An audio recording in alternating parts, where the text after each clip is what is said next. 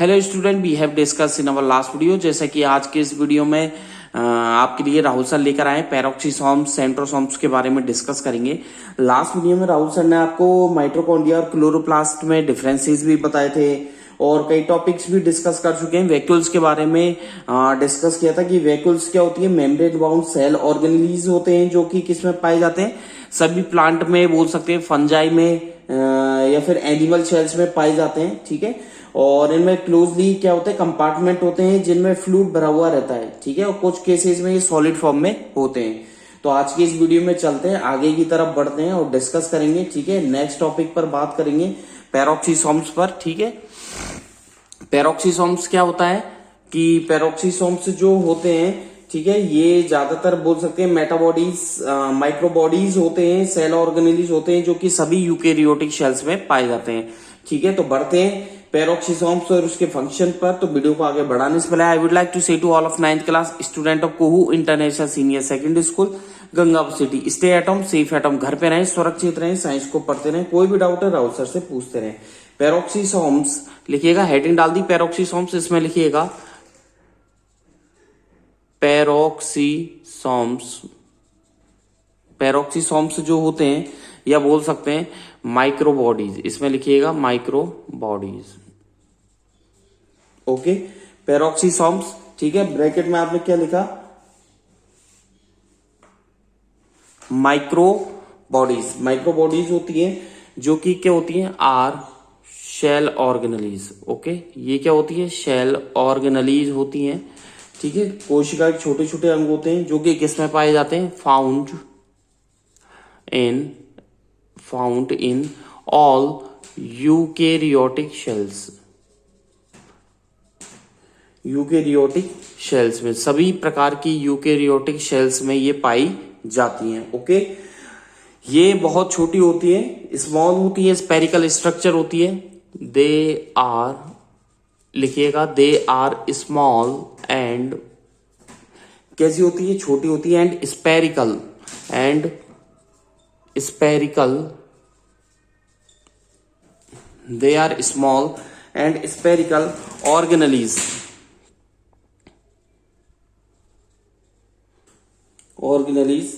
containing powerful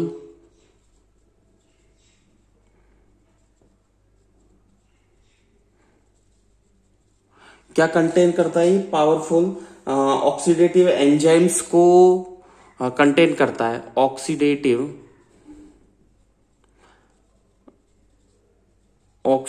enzyme को क्या करता है, ये कंटेन करता है। ओके, और मोस्टली किस में पाया जाता है, ये किडनी बोल सकते हैं, लीवर सेल्स में पाया जाता है। They are mostly found in kidney and liver sales.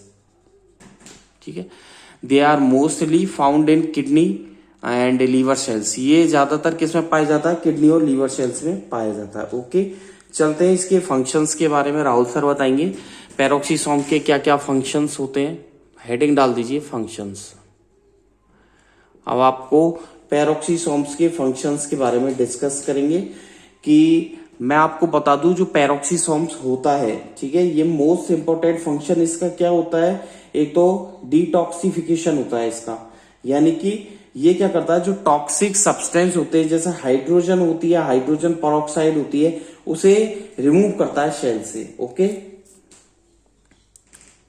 The most important लिखिएगा, the most important function of पेरोक्सीसोम्स। क्या लिखा है राहुल सर ने, the most important function of पेरोक्सीसोम्स is, ठीक है, क्या होता है, डिटॉक्सिफिकेशन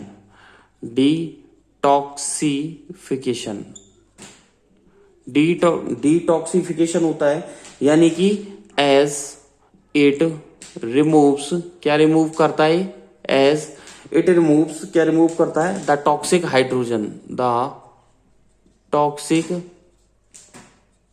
हाइड्रोजन पेरोक्साइड। ये जो जहरीली हाइड्रोजन पेरोक्साइड है, it removes the toxic hydrogen peroxide. Hydrogen peroxide को क्या करता है, शेल से निकालता है, फ्रॉम द शेल्स। मतलब शेल से क्या करता है, ये जो टॉक्सिक सब्सटेंस होता है हाइड्रोजन पेरोक्साइड, इसे बाहर की तरफ निकालता है। ओके, ये कंप्लीट होता है आप लोगों के पेरोक्सीसोम्स। चलते हैं नेक्स्ट टॉपिक पर, और वो है सेंट्रोसोम्स। ठीक है, नेक्स्ट टॉपिक पर चलते हैं, सेंट्रोसोम्स। हेडिंग डालें सेंट्रोसोम्स। ओके, हेडिंग डाल दें CENTROSOMES, सेंट्रोसोम्स। सेंट्रोसोम्स जो होता है वो क्या है, किस में पाया जाता है? पहली बात तो एनिमल सेल्स में ये पाया जाता है। ठीक है, दो ट्यूबुलर स्ट्रक्चर होती है जिसे सेंट्रियोल्स बोला जाता है। ओके, सेंट्रियोल्स जो होते हैं वो खोखले होते हैं, और सिलेंड्रिकल उनकी स्ट्रक्चर होती है, जो कि किसके बने हुए होते हैं? माइक्रो ट्यूबुल्स के बने हुए होते हैं। ठीक है, और हर एक सेंट्रियोल्स या बोल सकते हैं सेंट्रोसोम्स में जो कि है क्या, ये प्लांट सेल के अंदर एब्सेंट होते हैं। ठीक है, और परफॉर्म करते हैं पोलर कैप्स को। तो बात चलते हैं, लिखिएगा, हेडिंग डाल दी सेंट्रोसोम्स, इसमें लिखिएगा सेंट्रोसोम्स इज फाउंड, लिखिएगा सेंट्रोसोम्स इज फाउंड, ठीक है, इज फाउंड इन ओनली, तो क्या लिखा, centrosomes is found in only in animal shells, animal shells. ठीक है, फुल स्टॉप। आगे लिखिएगा, it consist of 2 TWO, tubular TUBULAR। ठीक है, it consist of 2 TWO, 2 tubular structure, जिन्हें क्या बोला जाता है? Centrioles, CENTRIOLS। ठीक है, it consist of TW, 2 tubular structure, जिन्हें क्या बोला जाता है? कॉल्ड सेंट्रियोल्स बोला जाता है। सेंट्रियोल्स कैसे होते हैं, आगे लिखिएगा फुल स्टॉप के बाद, सेंट्रियोल्स आर, कैसे होते हैं? ये हॉलो, खोखले होते हैं। सेंट्रियोल्स आर हॉलो, ये खोखले होते हैं, and cylindrical structure, and cylindrical structure होती है।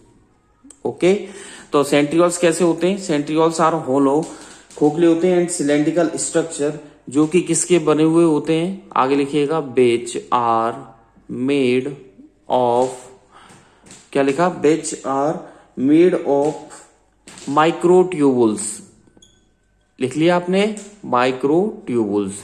ओके, तो देखिए, जो सेंट्रियोल्स होते हैं वो खोखले होते हैं, और सिलेंड्रिकल उनकी स्ट्रक्चर होती है, जो कि किसके बने हुए होते हैं? Which are made of microtubules, microtubules के बने हुए होते हैं।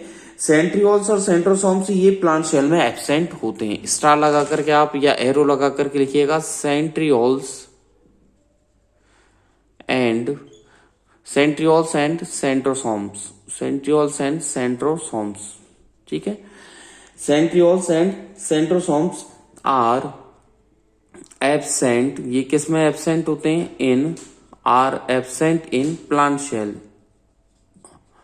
प्लांट शेल्स के अंदर ये एब्सेंट होते हैं। ओके, और फंक्शन पोलर कैप्स के थ्रू ये परफॉर्म करते हैं। आगे चले, फंक्शंस बताएंगे राहुल सर, हेडिंग डाल दें functions, functions of centrosomes. Okay, अब मैं आपको इसके फंक्शंस के बारे में बताऊंगा। सेंट्रोसोम्स के फंक्शंस क्या है? एक तो ये किस में हेल्प करता है? सेल डिवीजन में हेल्प करता है। First point, it helps in, किस में हेल्प करता है? Cell division. It helps in cell division in animal shell.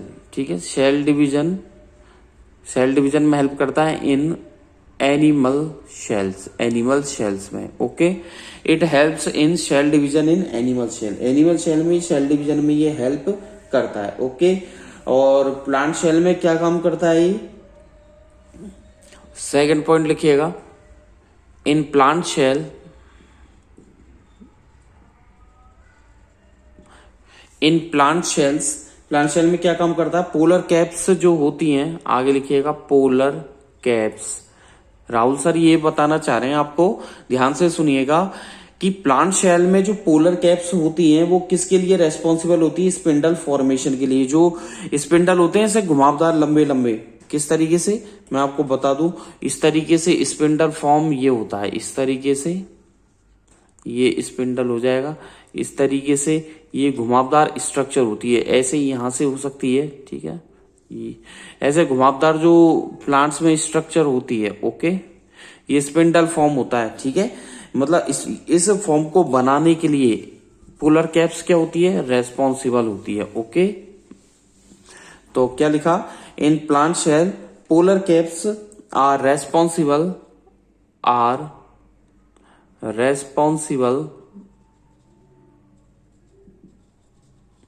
in plant shell, polar caps are responsible for spindle formation, ठीक है, फुल स्टॉप। तो in plant shells polar caps are responsible, polar caps क्या होती है, responsible होती है for spindle formation के लिए। और इसी के साथ आज के वीडियो में आप लोगों का ये कंप्लीट होता है चैप्टर, ओके। तो यानी कि हम इतने दिनों से जो चैप्टर रीड कर रहे थे, ठीक है, वो चैप्टर कंप्लीट होता है। बढ़ेंगे नेक्स्ट चैप्टर की तरफ भी आप लोगों को राहुल सर लेके चलेंगे, ओके। तो आज के इस वीडियो में राहुल सर ने काफी चीजें आप लोगों को बता दी है, ठीक है। और जो चैप्टर है आपके फंडामेंटल यूनिट ऑफ लाइफ, जो चैप्टर 5 है, ठीक है, यानी कि आज की इस वीडियो में चैप्टर जो 5 है, फंडामेंटल यूनिट ऑफ लाइफ की जो फंडामेंटल यूनिट्स हैं, ठीक है, बेसिक जो इकाइयां हैं, वो इस चैप्टर के साथ स्टॉप होती हैं। और मैंने आप लोगों को, यानी कि राहुल सर ने आप लोगों को चैप्टर 5 एंड चैप्टर 6 भी कंप्लीट करवा दिया था, ठीक है। चैप्टर 6 तो पहले ही कंप्लीट करवा दिया, चैप्टर 5 हो चुका है। नेक्स्ट चैप्टर की तरफ हम लोग बढ़ेंगे, ठीक है। चलते हैं नेक्स्ट चैप्टर की तरफ, इसे रफ कर देते हैं, बात करेंगे नेक्स्ट चैप्टर की, ठीक है, जो कि डिफरेंसेस होता है और डाइवर्सिटीज होती है, ऑर्गेनिज्म में क्या क्या डाइवर्सिटी होती है, ठीक है। चलते हैं, ठीक है। तो यहां पर देखिए, अब जो चैप्टर है वो चैप्टर 7 स्टार्ट होगा। और चैप्टर जो 7 है उसका नाम है डाइवर्सिटी इन लिविंग ऑर्गेनिज्म। क्या नाम है, diversity in living organism, okay. Rahul sir आप लोगों को अब कौन सा चैप्टर पढ़ाएंगे, चैप्टर 7 की तरफ लेके चलेंगे। डाइवर्सिटी इन लिविंग ऑर्गेनिज्म की, जो लिविंग ऑर्गेनिज्म है उनमें किस तरीके की डाइवर्सिटी या भिन्नता पाई जाती है। तो मैं आप लोगों को बता दूं, पहली बात तो कि कई हमारे लाइफ में जो कई तरीके के टाइप्स होते हैं, ठीक है, जो कि एग्जिस्ट करते हैं। जैसे हम प्लेनेट पे करते हैं, कुछ एग्जिस्ट करते हैं सिमिलर, या बोल सकते हैं अदर प्लेनेट पे करते हैं। यानी कि अगर अर्थ की बात करें तो कई तरीके के ऑर्गेनिज्म आप लोगों को डिफरेंट टाइप के देखने को मिल जाएंगे कि वो किस तरीके से सरवाइव करते हैं। और कई तरीके की आइडेंटिफिकेशन होती है, जैसे variation in size, variation in age बोल सकते हैं, और वेरिएशन इन कलर, ठीक है, कई तरीके के उनमें वेरिएशन रहते हैं, ठीक है। साइज को लेकर के वेरिएशन हो सकता है, ठीक है, और कलर को लेकर हो सकता है, एज को लेकर के हो सकता है, ठीक है। ऑर्गेनिज्म जो होते हैं आप बोल सकते हैं जैसे प्लांट या एनिमल जो यूनिक होते हैं, ठीक है। और आज की हम देखते हैं आज के टाइम में कि 3.5 बिलियन ईयर्स पहले की ऑर्गेनिक इवोल्यूशन को ले, तो देखिए पहली बात तो मैं आपको बता दूं कि लिखिएगा एवरी ऑर्गेनिज्म, चैप्टर को स्टार्ट करते हैं, ओके। मैं ये बताना चाह रहा हूं कि प्रत्येक ऑर्गेनिज्म जो होता है, ठीक है, चाहे वो किसकी बात करें, प्लांट में बात करें या एनिमल में बात करें, ओके, हर एक ऑर्गेनिज्म चाहे वो प्लांट में हो या एनिमल में हो, क्या होता है, एज यूनिक। वो कैसा होता है, यूनिक होता है इटसेल्फ, ठीक है, अपने आप में एक यूनिक फीचर्स रखता है वो, ठीक है। और डाइवर्सिटी के मामले में हम लोग क्या देखते हैं कि ऑर्गेनिक इवोल्यूशन कितनी साल पहले हो चुका है, 3.5 बिलियन ईयर्स, मतलब कई करोड़ों खरबों साल पहले, ठीक है। और यानी कि डाइवर्सिटी जो हम देखते हैं, लिखिएगा द डाइवर्सिटी वी सी, ठीक है, हम जो डाइवर्सिटी देखते हैं we see today, okay, we see today is the result, is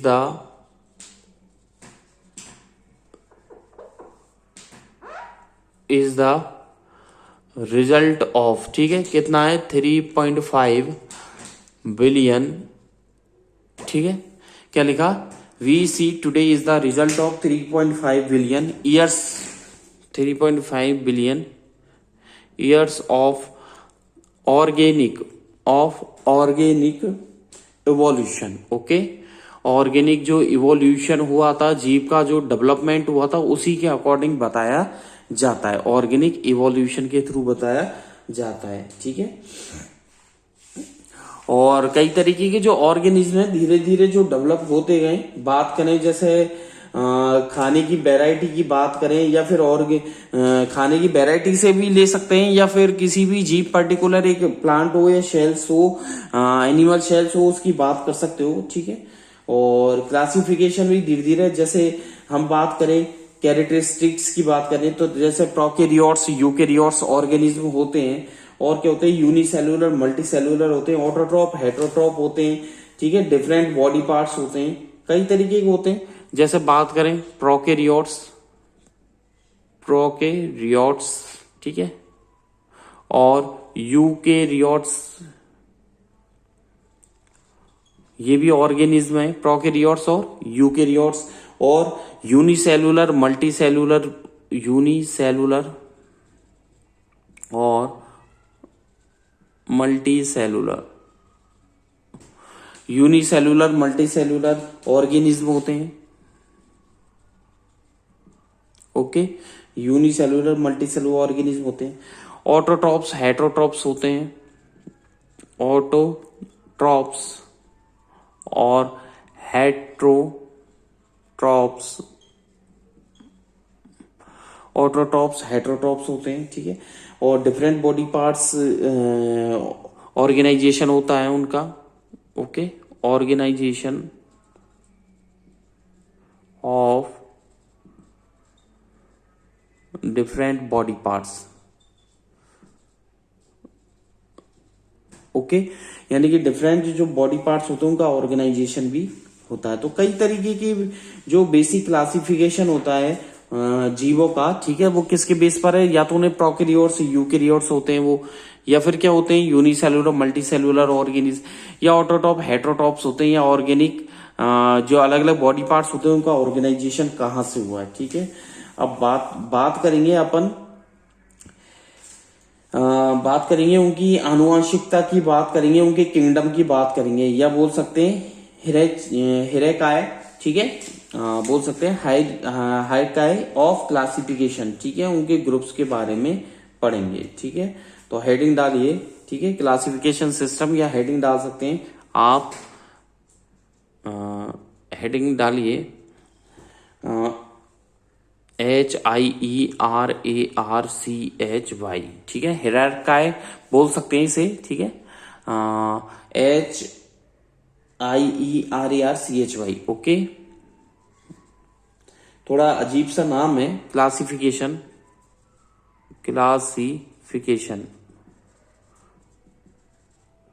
groups, okay, heading डाल दी। आपको ये पूरा एक किंगडम है, इसका क्लासिफिकेशन समझाएंगे राहुल सर ग्रुप्स के साथ, ठीक है। और इसमें चलते हैं क्लासिफिकेशन सिस्टम की तरफ बढ़ते हैं, ठीक है, क्लासिफिकेशन सिस्टम,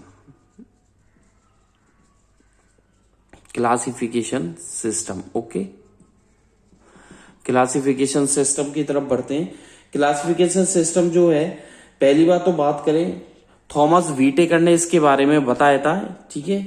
तो यानी कि फर्स्ट मेजर जो ब्रेक है वो है, यानी कि थॉमस व्हिटेकर ने इसके बारे में बताया था, उन्हें प्रपोज किया था, 5 किंगडम उन्होंने बताए थे। तो यानी कि आई थिंक इन 1969 में, कितने में बताए थे, 1969 में रॉबर्ट बोल सकते हैं व्हिटेकर, ठीक है, या थॉमस व्हिटेकर, ठीक है, लिखिएगा WHI व्हिटेकर, TAKAR, ठीक है। रॉबर्ट व्हिटेकर ने क्या किया था, प्रपोज्ड इन 1969 वीटेकर ने प्रपोज किया था, ठीक है। कितने किंगडम प्रपोज किए थे उसने? 5 किंगडम। कितने किंगडम प्रपोज किए थे? 5 किंगडम उन्होंने प्रपोज्ड किए थे। तो क्या हेडिंग डाली? क्लासिफिकेशन सिस्टम है, बट रॉबर्ट विटेकर 5 किंगडम उन्होंने बताए थे सिस्टम, ठीक है। आगे लिखिएगा सिस्टम, जो कि किसमें होते हैं? इन विच 3 किंगडम, ठीक है। 5 किंगडम सिस्टम है जो कि 3 किंगडम एनिमल और प्लांट दोनों को मिलाया गया है, ठीक है। वर एडेड टू, आगे लिखिएगा वर एडेड टू, किसमें ऐड किया गया? द एनिमली, ANIMALI, एनिमली था इसका नाम, तो एनिमल ग्रुप का था नाम एनिमली, ठीक है। एनिमल किंगडम जो है, एक है प्लांट, तो प्लांट का नाम था PLANTAE, प्लांटी, ओके। एनिमल जो किंगडम उसका नाम था एनिमली और प्लांट का नाम था, ठीक है, प्लांटी, ओके। बाद में नहीं कंफर्म किया गया। और किंगडम जो है वो है मोनेरा। मैं ये जो किंगडम है वो आप लोगों को नेक्स्ट वीडियो में बताऊंगा। आज की वीडियो में बस इतना ही। Thank you, bye bye. घर पे रहना है, सुरक्षित रहना है, साइंस को पढ़ते रहना है। Thank you, bye bye. कोई भी प्रॉब्लम हो राहुल सर से पूछते रहना है। यदि आपको कोई भी डाउट हो आज की इस वीडियो में तो आप कमेंट बॉक्स में लिख सकते हैं, ठीक है। और राहुल सर से थ्रू व्हाट्सएप के थ्रू आप पूछ सकते हैं, अपनी क्वेरी क्लियर कर सकते हैं, ठीक है। आज के वीडियो में बस इतना ही। घर पे रहना है, सुरक्षित रहना है, stay at home, safe at home, science को पढ़ते रहना। कोई भी डाउट है राहुल सर से पूछते रहना। Thank you, bye bye.